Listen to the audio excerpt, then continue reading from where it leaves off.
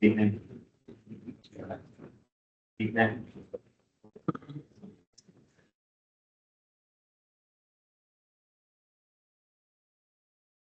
Evening. Hi, hi, hi.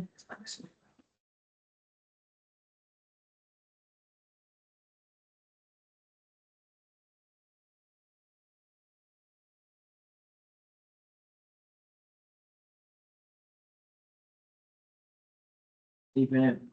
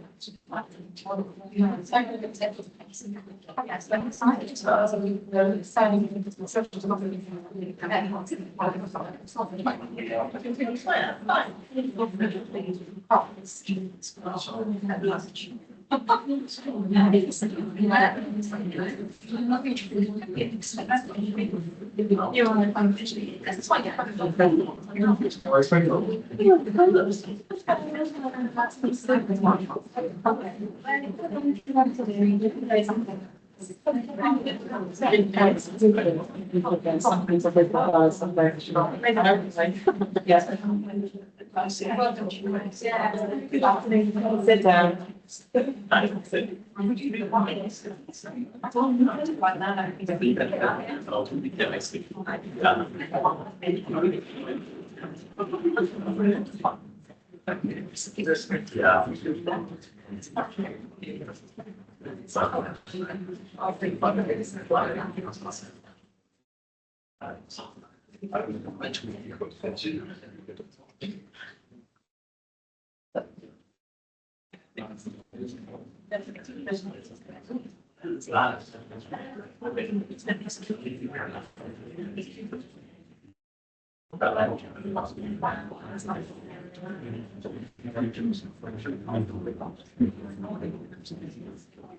Today. Yeah.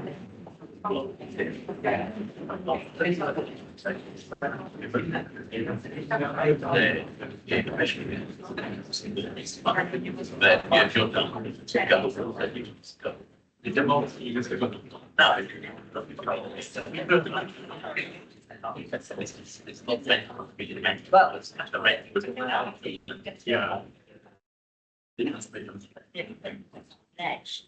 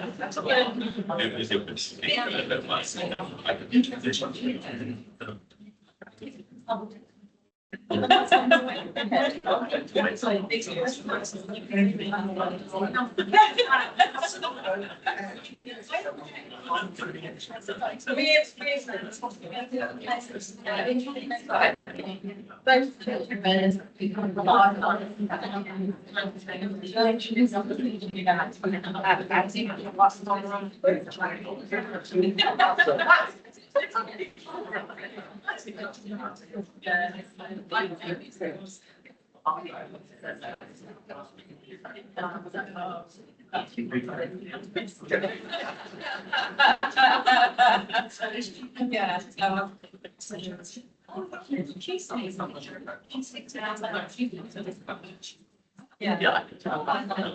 It's not like. It's not like. It's like they don't like me.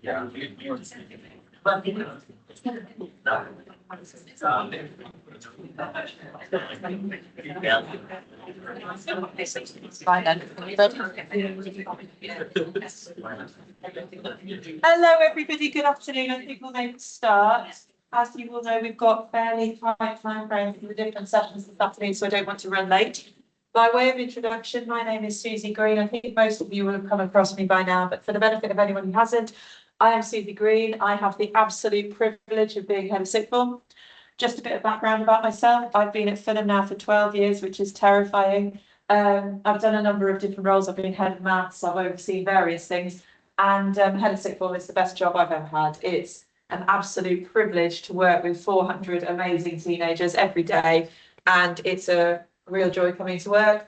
I had a baby just over a year ago, and so I'm now exploring life of balancing running a sixth form and having a little newborn, and that's well, not a newborn anymore, he's just turned one. That's a lovely new challenge as well. And so that's me, and today we're just going to give you a little bit of information about year 12 that will hopefully equip you to support your child over the next 2 years. For information, I am recording this session. The reason for that is obviously there are some families who couldn't make it, so I'll send it out as a YouTube recording. The only implication of that is if you do ask a question, your voice may be heard on the recording. It's unlikely because I'm recording it through my laptop. So if you ask a question from the back, it's unlikely it can be picked up, but there is a possibility. So if you'd be very uncomfortable with that, then just wait and ask questions at the end. Right then, so a few introductions. I've already told you a bit about myself. Mr. Shepherd, my colleague here, assistant head of sixth form, and Mrs. Gossel, who unfortunately can't be here tonight, is also assistant head of sixth form. Hi, welcome. We're very lucky to have a team of associate staff. So the three of us I've just introduced, we all have teaching timetables. I teach maths, Mr. Shepherd PE, and Mrs. Gossel business studies and economics. Our associate staff team do not have teaching timetables. Their whole time is dedicated to the support and well-being of our students. Mrs. Hosking, who some of you are meeting tonight, good afternoon, is our study centre manager and our wellbeing officer. So her whole job is literally looking after the students. Hiya, good afternoon. Mrs. Foster is our administrator and attendance officer. Lots of you will have spoken to her if you've got things like subject change requests. And Laura Mitchell, I don't have a picture of her, but she's our sixth form counsellor. So she's employed by the school 2 days a week, and she her whole job is counselling one-to-one sessions with sixth form students. That counselling, now they're in the sixth form, is something the students can refer themselves for. We have a self-referral form on the school website. They don't have to go through myself or their mentor. They don't have to inform a parent or carer if they don't want to.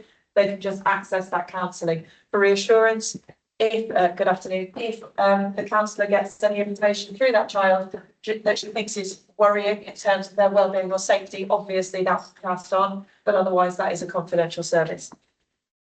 So tonight you will meet your child's mentor, and you can just see here who you will be meeting. Your child will know which mentor group they are in, I hope, and from there you will be able to see who their mentor is.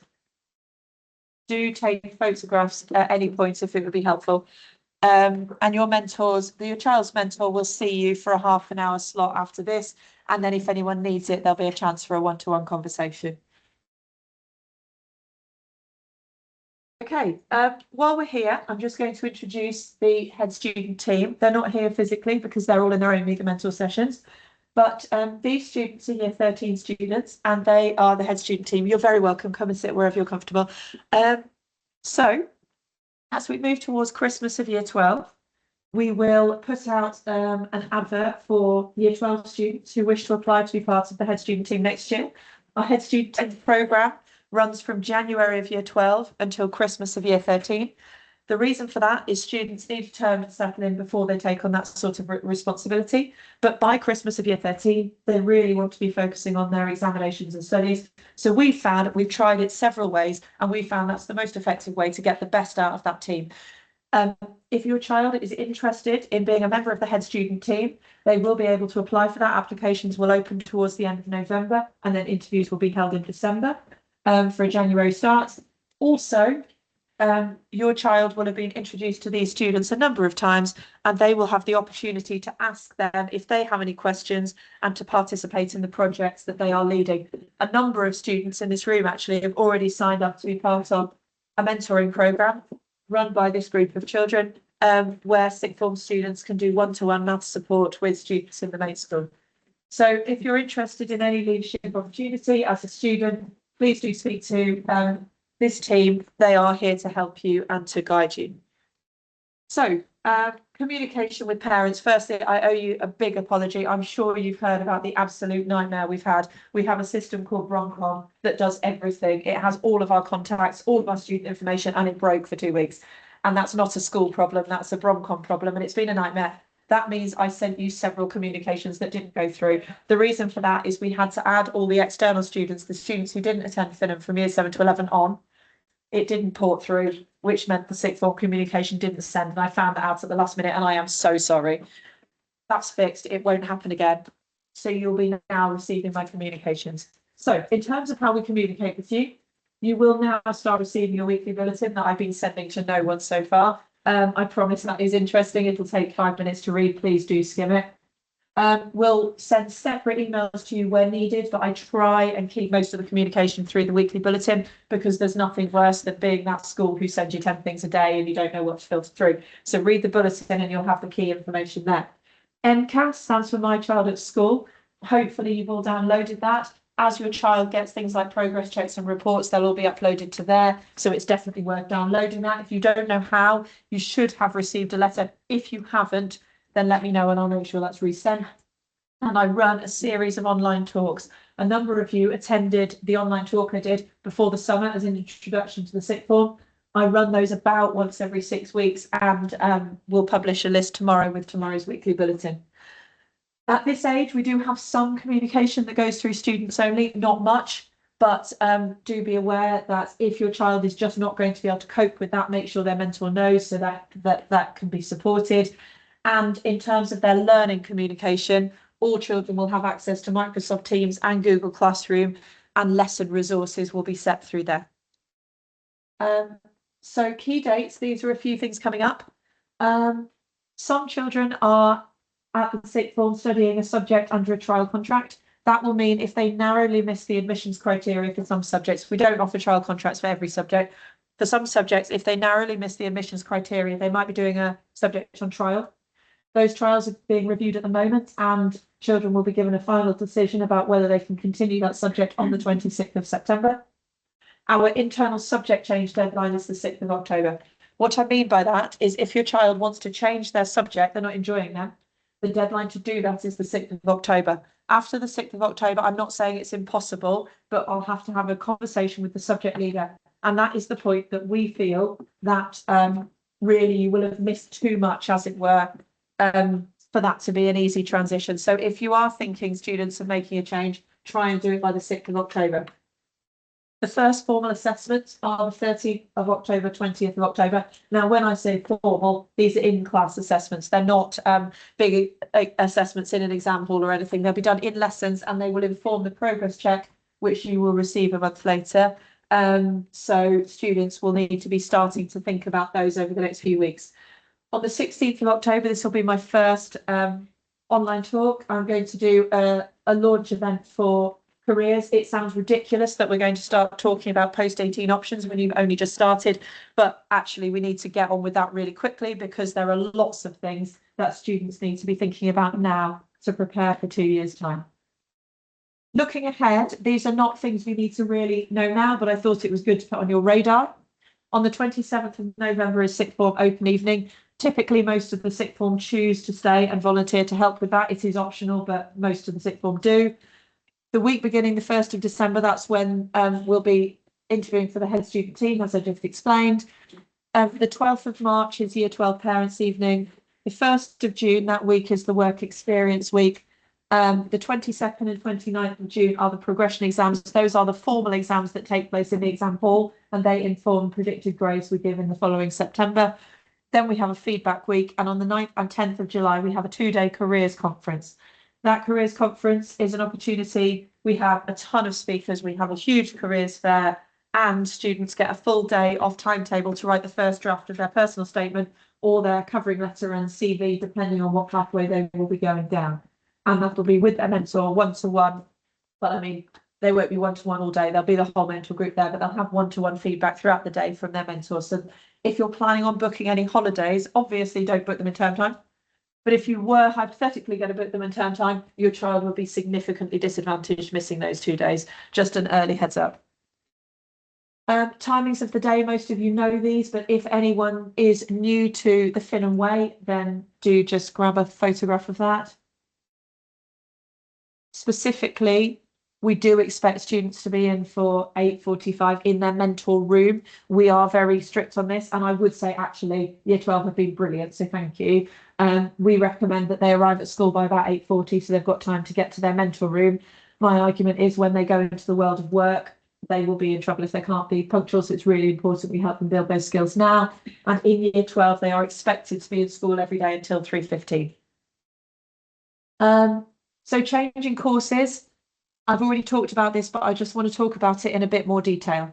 The reason that we're so strict on this is, in my experience, if students change courses too late, what happens is they've missed the beginning and then they never really catch up. And having done some data analysis of the last few years, students who've switched subjects late, often, not always, but often just don't do as well. And therefore I would be failing the students really if I let them make subject changes that weren't really well thought out. So up until the 6th of October is a bit of a free for all, but as long as they've met the admissions criteria and there's space, after that, we need to have a conversation. Yes. No. So this is Year 12. So if your child's picked some subjects and they're studying one and they decide they don't like it. Oh, sorry. In that case, you'll be in your child's mentor room. Yeah. No problem at all. Yeah. Okay, and just another quick point from me. At Finham Park Sixth Form, this is very common that we have students who, at this stage of their life, might want to choose a different preferred name, a different set of pronouns. They might be exploring their gender identity. We're very, very happy with that. And if that applies to a child, then if they speak to their mentor discreetly, we can get that changed on the system with very little fuss. And that's something that's incredibly safe at Finham. We have a lot of students who choose to explore that route. So if your child is in that position, then please do encourage them to be absolutely comfortable and have a conversation with their mentor, and we can get all of that changed on our system. Mr. Shepherd. Okay, similarly to lower school, we do have a support network for the students. Our support network in sixth form is already available because that is available to the students throughout the day generally. What we would ask is that if there's any issues generally, any general issues, subject issues, anything which might crop up sort of day to day, that students go to their mentor as a first port of call. And again, parents, if you treat the mentor as that first port of call, you're going to meet them today. So try to build that relationship. That's really, really important. And for students to build the relationships with the mentors really helps going forward to when we hit the points of looking at applications for apprenticeships, university and employment, and just support getting through with mock exams, revision stuff, and also looking at the big picture when we get to the end of year 13 as well. There is Mrs. Hosking. Miss Green introduced all the staff, or put a picture of the staff at the start of this presentation. Miss Hosking is the study centre manager, and she is the person that is available to the students when they are not in lessons. Some of you might see Mrs. Hosking floating around when you go down into T block, but she is absolutely brilliant. She is the study centre queen and looks after the students, obviously when we're teaching, and she can support them with study. She can support them with finding chargers for laptops, looking for books that they might need, advising on extended reading and so on. So Mrs. Hosking is sort of a day-to-day contact that students can also use. There is Miss Green, myself and Miss Gossel. Sometimes things go a little bit deeper than mentors, and also with what Miss Hoskins can deal with. And generally, it might come to myself and Miss Gossel or Miss Green. We are very, very lucky to have our own student counsellor. Students can self-refer to the counsellor, and she's absolutely brilliant. We've got students that are still in touch with the counsellor, having left school a couple of years ago because she was that valuable to them. And then in some circumstances, the Gateway might get involved in supporting students as well. And that is the building, which is just literally on the gate. We do try to instill in everything we do in the mentor programme, conversations that we have with students, our core values. Any film students will know those, parents will know those, any new students shouldn't really be new to you by now because we've covered it in assemblies, mentors have covered it. So kindness, courageousness, humility, perseverance and integrity. Going to talk about some little extra bits that we offer the students now. It's called Period 6. We still call it Period 6 when we used to have sessions up to 1, 2, 3, 4 and 5. We tacked it on as Period 6. We sort of call it Period 6 plus now. But this is an opportunity for students to just enrich themselves, enrich their knowledge, do something a little bit different, listen to something a little bit different. There's a little schedule up there. We have had a Period 6 talk about game theory from an ex-student. We've got volunteering for the CAB. Citizens Advice Bureau. Douglas Howard is a professor at University of Warwick. Is it Warwick? Coventry. Yeah, Coventry. And he's coming in to talk about knowledge. Another student who is talking about experiences saving lives, working in the medical side of things. We've got being a young carer, tips to becoming a vet, and Aston Martin. These aren't exclusive to just being that. We constantly looking at people to come in to talk to the students, and it's really, really important that the students access something different outside of their curriculum. So again, when it comes to things like applying for apprenticeships, university and employment, anything that could add value to what they do inside school and just inside their lessons is really, really good to put on for applications. Leadership opportunities, again, I've talked about adding value to any kind of application that students might be looking at going forwards. We do have opportunities for students to join and lead a student council in collaboration with the lower school. Miss Green's already talked about the sixth form leadership team, and Year 12 will have the opportunity to start looking at that around about Christmas time. Students can look at formulating their own clubs. They can join in with lower school clubs. So in the past, we've had sports leaders, and we've really, really encouraged students to step up and look at trying to maybe run their own clubs. Charity leaders, club leaders. We've got a charity event going on tomorrow, bake sale down in T Block. We've got students that come to us all the time saying, can I raise money for this charity? Can I raise money for that charity? And I think last year we did around about £2,500 that we raised for various charities through the students themselves. Our students have been great. The Year 13s, they're great at doing it. And that tends to rub off as soon as students see the Year 13s putting on a charity event. A lot of the students in Year 12 will also look to do that. In terms of club leaders, we do encourage students, if they are thinking of any kind of club, any kind of society, if they come to see myself, Miss Green or Miss Gossel, we will encourage them to look at setting up and getting it to run. We do like the students to be independent in doing so, but we will also support the students to help them to get to that point. Talked about adding value to applications, and that is definitely something that does that. Miss Green mentioned work shadowing in June, start June. It's usually the first week back after half term. And again, this is really, really important. We offer a 1 week slot. Not everybody does it. Some people have to have it fitted in around what they do in terms of curriculum. But we offer an actual 1 week slot for students to gain some kind of work shadowing or I don't know, employment opportunity, work experience, whatever you might want to call it. One thing that we also do is some students will come to us and ask if they can have a regular slot. And if we think, again, that it's in line with their career aspirations, we think that it's going to be useful to them. If it is in their study periods, we will consider authorising that as an ongoing thing, which can be on their timetable.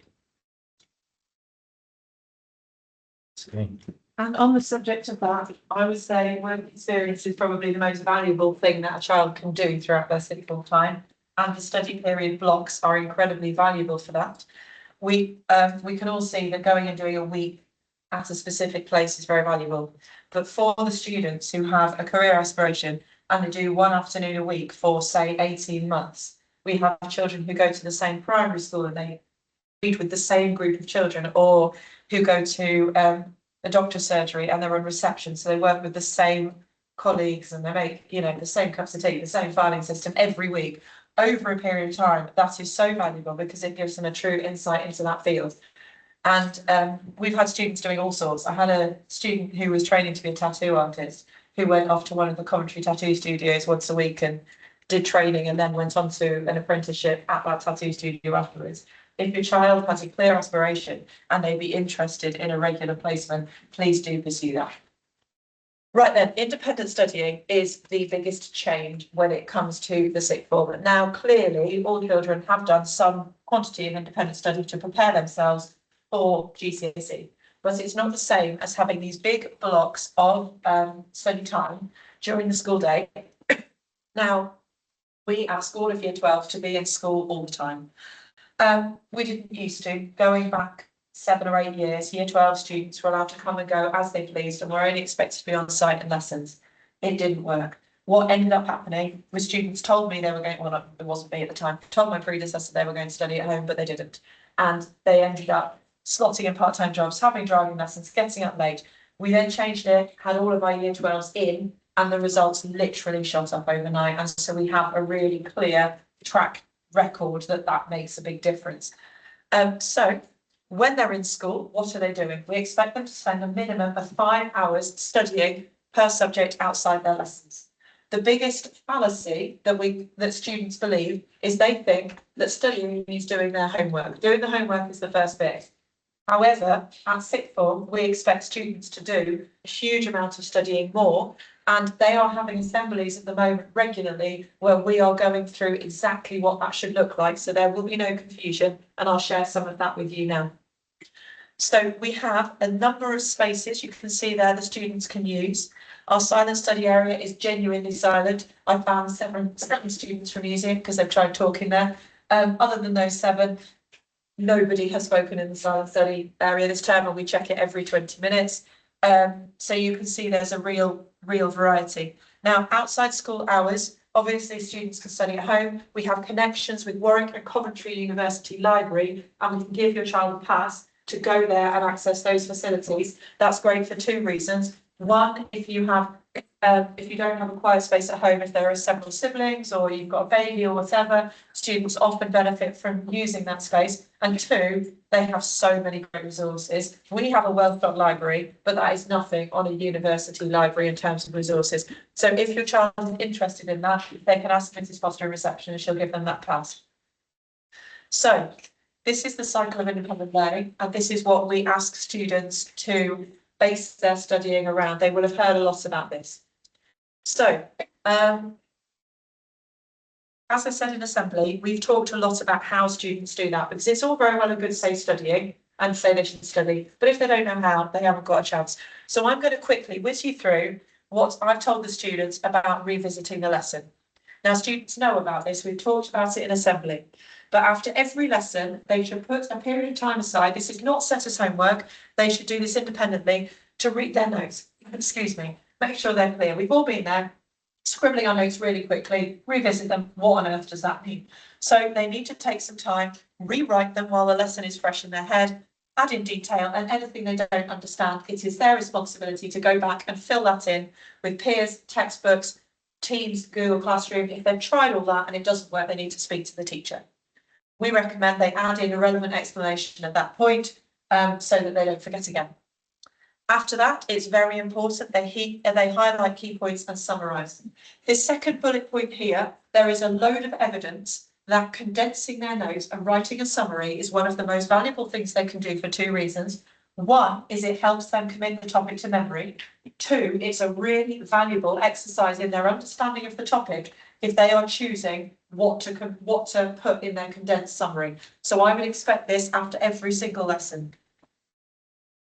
If a child wants to get the highest grades, they must make connections between different topics. There's no two ways about it. Now, at the moment, that's difficult because they've only done a couple of topics, but as they move through the course, after each lesson, they must sit and reflect on where the topic they've just studied connects to all their other topics and add to their notes with those links. In their papers that they sit at the end of year 13, they will be expected to make connections between topics and they need to start that skill now. Then they need to identify background reading. They've also had an assembly about how to do background reading. I'm not going to go into that in detail now because of time, but they then need to look at background reading and make sure they're doing that background reading. Again, that is additional to homework. I've had to rush through that independent study a bit because of time, so I'm going to hand over to Mr. Shepherd, who's going to talk about our expectations.